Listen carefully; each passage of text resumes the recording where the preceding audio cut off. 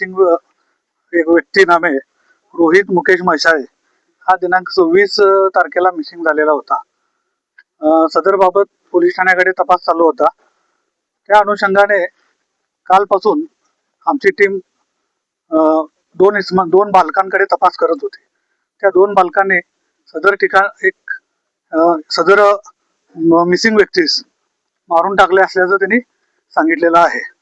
सदर मारून टाकलेलं ठिकाण हे विठ्ठलनगर येथील मार्टिन शाळेच्या पाठीमागील बाजूस असल्याचं त्यांनी दाखवलेलं आहे।